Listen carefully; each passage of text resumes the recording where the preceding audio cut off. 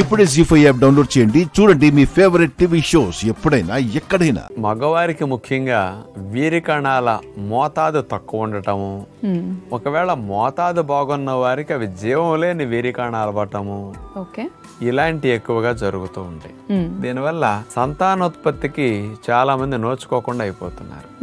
మరి ఇలాంటి వారికి రక్తం ఆ రక్తనాళాల్లో గూడు కట్టుకు నిలవండి వెరికోజిల్ లాంటి సమస్యలు వచ్చి కూడా కొంతమందికి ఇట్లాంటి ఎఫెక్ట్ అవుతాయి. కాబట్టి అది జరగకుండా చెడ్డ రక్తం త్వరగా బ్యాక్ వెళ్ళిపోవటానికి ఉపయోగపడే స్పెషల్ గా 2-3 వ్యాయామాలుగా చేసే ఆసనాలు ఉన్నాయి. అలాంటి స్పెషల్ వ్యాయామాలుగా చేసే ఆసనాలు ఏవో ఇప్పుడు చూద్దాం. మగవారికి వీరి కణాల ఉత్పత్తి మొటిలిటీ పెరగటానికి ఉపయోగపడే కొన్ని వ్యాయామాలను ఇప్పుడు మనం చూడబోతున్నాం. ముందుగా వెల్లకిలా పడుకుని 2 పాదాలని ఒకదానికొకటి కలిపేసి నమస్కార ముద్రలో పెట్టి ఇప్పుడు చూడండి 2 మోకాళ్ళని దగ్గరకు తీసుకొస్తాం.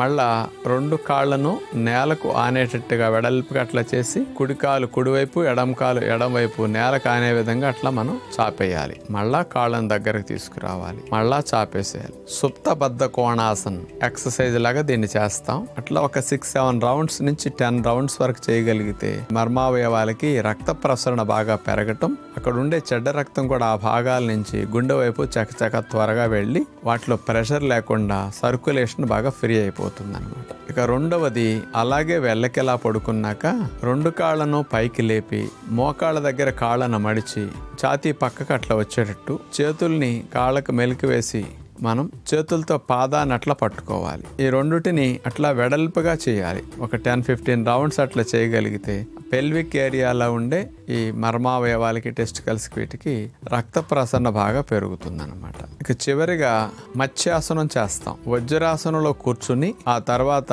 మోక చేతులు వెనక్కి నేల మీద ఆనిచ్చేసేసి మెల్లగా శరీరాన్ని చేతుల మీద వెనక్కి దింపి మెడను వెనక్కి విరిచి మాడు భాగం నేల కానేటట్టుగా ప్రయత్నం చేస్తాం. ఇలా 2-3 నిమిషాల సేపు కదపకుండా ఈ భంగిమలో ఉన్న తర్వాత తీసేసి విశ్రాంతి స్థితి. ఈ 3 మగవారికి బాగా ఉపయోగపడతాయి.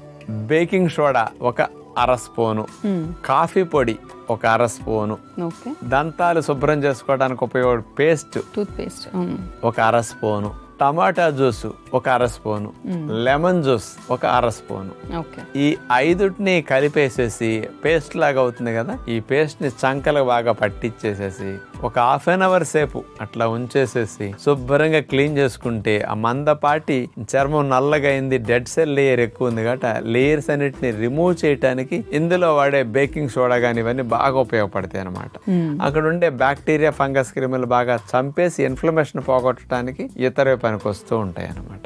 కానీ ఇట్లా రెగ్యులర్ గా అప్లై చేసుకుంటూ ఉంటే మాత్రం ఒక 1-20 రోజులు చేసేసరికి నలుపు సకానికి సకానం పైగా తగ్గడానికి అవకాశాలు ఎక్కువ ఉంటాయి అనమాట. జీ5 యాప్ డౌన్లోడ్ చేసి అన్ని ఎపిసోడ్స్ పూర్తి ఉచితంగా చూడండి.